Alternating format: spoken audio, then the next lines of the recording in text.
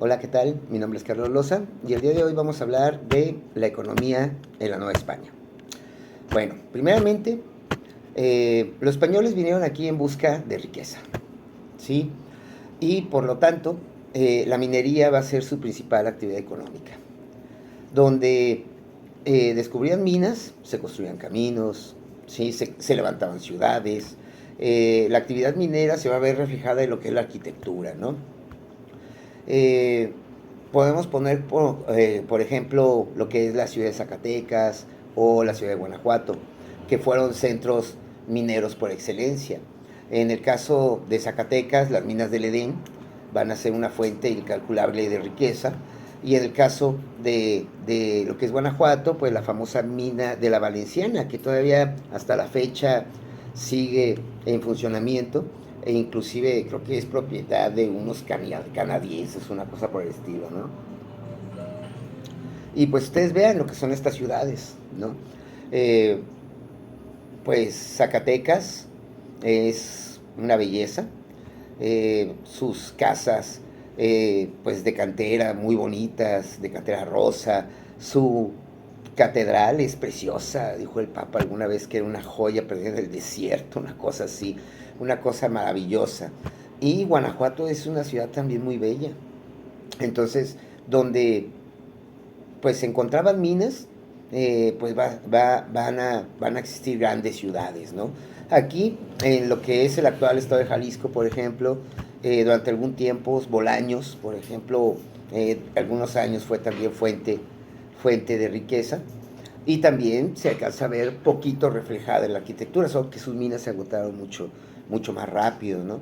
También encontramos, por ejemplo, minas por la región de Ostotipaquillo, que en diferentes momentos de la historia van a estar funcionando.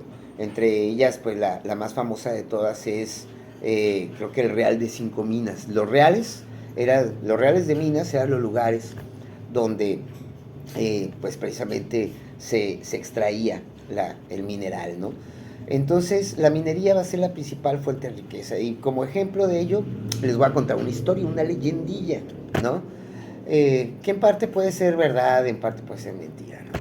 Se cuenta que el dueño de las minas del Edén era un tipo, la verdad siempre se me olvida su nombre. Ay, disculparán, pero les voy a contar la historia. Era un tipo que tenía cierto don, que pues él salía con sus hombres buscando alguna veta de plata y de repente sentía una corazonada y decía, aquí hay que escarbar. Y pues todos se agarraban escarbando, trabajando y en efecto encontraban una pequeña veta y la explotaban hasta que se agotaba, ¿no? Y se cuenta que cierta tarde el señor siente una corazonada y dice, aquí hay que escarbar. Y pues sus hombres se dieron a la tarea de empezar a buscar la veta. Pasaron días, semanas, las semanas se convirtieron en meses y nada que encontraban, pues la famosa veta, la famosa mina, ¿no? Eh, Al grado de que el señor pues terminó por gastar todos sus ahorros, todo lo que había ahorrado producto de su trabajo, ¿no? Y comenzó a pedir prestado porque él creía mucho en su intuición, perdón. Entonces sus hombres trabajaron y trabajaron y pues nada, ¿no? Y llegó un momento en que tenía deudas hasta el cuello. Y pues le pusieron un ultimátum, si no pagas para tal fecha, pues te voy a meter al bote. En aquel tiempo sí se podía encarcelar por deudas, ¿no? Entonces, pues pasaron los días y nomás no encontraron nada. Y el señor ya estaba completamente resignado en su casa, pues esperando que fuera por él la autoridad para encerrarlo, ¿no? La Guardia Real. Y pues en una tarde lluviosa, y de repente escucha que tocaban a la puerta. Pues él resignado, era un hombre de honor, no iba a escapar. Entonces toma su capa, su sombrero y pues va a enfrentar su destino. Pero cuando abre la puerta, pues resulta que no era la guardia, sino era uno de sus hombres que iba a notificarle que por fin, después de tantos meses, habían encontrado la veta. Y lo que encontraron fue verdaderamente una montaña de plata, que lo llevó a convertir, y esto sí es real, según algunos historiadores, en uno de los hombres más ricos de, pues, del mundo, si no es que el más rico del mundo de tanta plata que extrajo de estas famosas minas del Edén. Y Pues nada más para que se den una idea, y esto tampoco es leyenda. Cuando se casó su hija, el Señor mandó colocar barras de plata de su casa a la entrada del templo, para que la niña pasara por un camino de plata, ¿no? Y un día el Señor quiso ser noble, quiso ser de la alta alcurnia, y pues fue con la autoridad y a ver qué necesito para ser marqués. No, pues que no se puede, ¿cómo no? ¿Cuánto?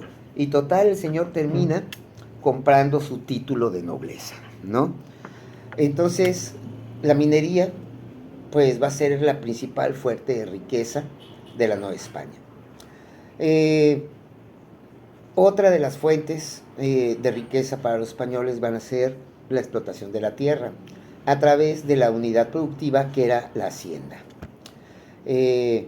La hacienda, pues yo creo que todos ustedes saben que es una hacienda, es una unidad de producción que cuenta pues con lo que es su casa, las trojes, que son los lugares donde se almacena el grano, la herramienta, y una gran cantidad de tierras. Y pues aquí en la Nueva España va a haber grandes haciendas, grandes unidades productivas, como la Ciénega de Mata, que se encuentra en Lagos de Moreno. La familia Rincón Gallardo va a acumular tantas tierras que pues va a ser dueña de la mitad del estado de Aguascalientes, con 360,000 hectáreas, ¿sí? En las cuales pues cultivaba lo que era el maíz, el trigo, el frijol y obviamente pues también el ganado. Aquí van a existir haciendas ganaderas y haciendas agrícolas, aunque por lo general eh, pues se combinaban ambas actividades, ¿no?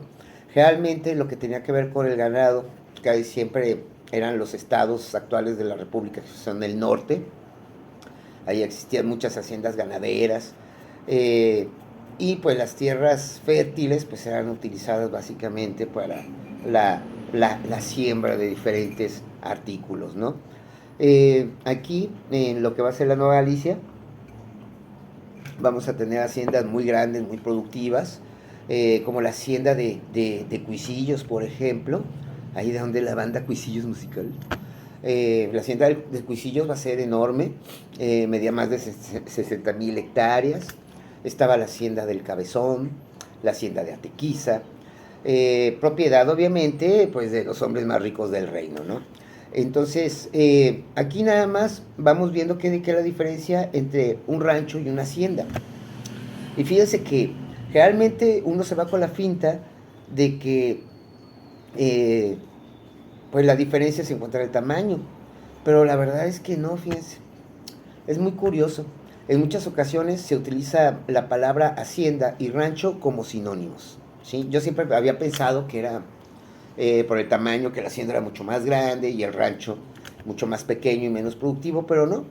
No, hay ranchos o, pues sí, ranchos que tienen X cantidad de hectáreas, las mismas que tiene una hacienda. Entonces la verdad como que no hay tanta diferencia, ¿no? Ya si nos ponemos a rascarle, pues a lo mejor sí vamos a encontrar uno que otro detallito, pero en muchas ocasiones se llegan a utilizar como sinónimos. Entonces, los dueños de las haciendas, pues obviamente eran también de las personas más ricas del mundo, y había haciendas ganaderas y haciendas agrícolas, ¿no? Y el comercio también va a ser de las actividades importantísimas.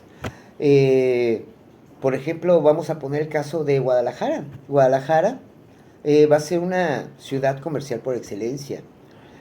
Por estos lares no había minas que explotar ni nada, pero resulta que Guadalajara se encontraba en un punto estratégico, ¿sí?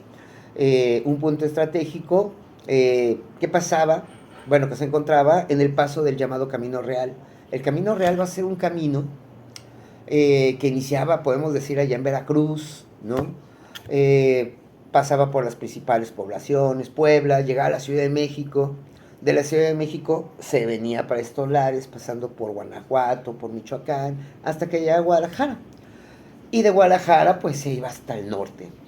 ¿Y por qué era un punto importante? Porque en las cercanías, pues se encontraba el puerto de San Blas. Entonces, por muchos años, el puerto de San Blas recibía el llamado Galeón de Manila, que venía de aquellos lugares, de las Filipinas, con artículos que eran muy cotizados. Se compraban aquí en Guadalajara y se revendían a la Ciudad de México, hecho que va a provocar, va a originar, más bien dicho, grandes ganancias. En especial esto se va a ver mucho durante la época de la Guerra de Independencia, por ejemplo. En la Guerra de Independencia, eh, pues el puerto de Acapulco, el puerto de Veracruz, sus caminos van a ser copados por los insurgentes, en especial por la gente de Morelos. Entonces se habilita el puerto de San Blas, por donde llegaba una buena cantidad de mercancías que revendías a la Ciudad de México, ¿no?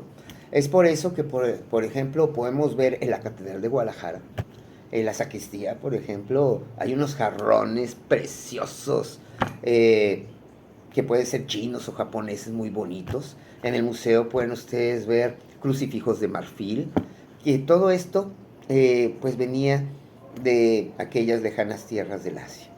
Entonces aquí en Guadalajara las actividades que van a provocar que esta ciudad se convierta en una de las ciudades más importantes del reino, y posteriormente la segunda en importancia en nuestro país va a ser que está ubicada en un punto comercial estratégico, ¿sí? Y eso va a ser muy importante. Eh, Aquí en Guadalajara se compraban, por ejemplo, los diferentes artículos producidos por las haciendas, sus diferentes productos, los cuales pues eran comprados por el ayuntamiento a través de los pósitos, que eran almacenes, y las alhóndigas, que también eran almacenes. No solo existe la alhóndiga de Guanajuato, esa es la más famosa de México, ¿no? Por aquello de la insurgencia. Pero aquí Guadalajara tuvo su alhóndiga. Si quieren conocer la alhóndiga de Guadalajara, que era un lugar donde se almacenaba todo el grano y de ahí se revendía a las personas. Ahí tú ibas a comprar tu maíz, pues para luego producir las tortillas y demás, ¿no? Esta alhóndiga se encuentra, digamos, fue propiedad del Informador por mucho tiempo. Y actualmente es una escuela, me parece que es una UNE, está sobre la calle Pino Suárez, ¿sí? Más o menos a media cuadra donde estaba el edificio del Informador, que lo acaban de quitar de ahí, que digamos casi esquina con la de Juan Manuel. Ahí la gente iba a comprar sus diferentes tipos de granos, y para comprar la carne, pues a donde iban al rastro, ¿no? Que ya existían los rastros se encontraban a las afueras de la ciudad, y ahí mismo, bueno, en lugares cerca de ahí, pues se encontraban también, pues, los lugares donde, las tenerías, pues, donde se producía, se limpiaban las pieles y demás, ¿no? Y de hecho, por ejemplo, hay una colonia que se llama Tenerías, ¿no? Que está ahí atrásito donde está el Panteón de Belén.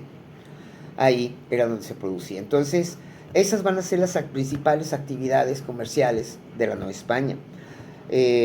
Lo que va a ser la minería, que va a ser la principal, la actividad agrícola y ganadera, la explotación del campo. También del campo se me estaba pasando, pues también se encontraba lo que eran las tierras comunales de los indígenas, que alguna vez hablamos, que años después se van a convertir en los famosos ejidos con la Revolución Mexicana, ¿sí?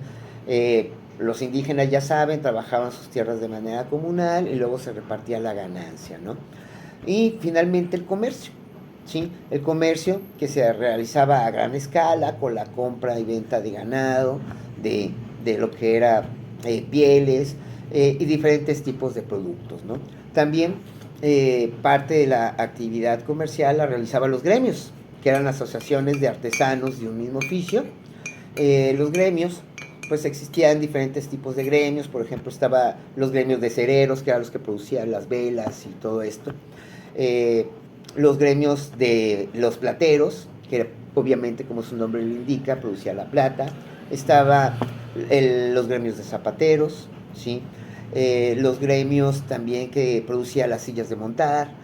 Entonces los gremios, si tú querías dedicarte a esa actividad comercial, tenías que formar parte forzosamente de un gremio. Si yo quería trabajar la plata, tenía que ser parte del gremio de plateros, y pues tenía que, pues, realizar ciertos exámenes y demás, ¿no? Y apegarme a todas sus normas, ¿no? Lo mismo sucedía con el gremio de zapateros, con el gremio de coheteros, que producían los cohetes para las fiestas, los toritos y todo eso que sigue existiendo en la actualidad. Entonces, básicamente, estas van a ser las actividades comerciales en la Nueva España. Entonces, por mi parte es todo. Espero que este video haya sido claro y pues nos vemos hasta la próxima. Y pues Lucas les dice adiós, Lucas. Diles adiós. Yo no te asustes. Bueno.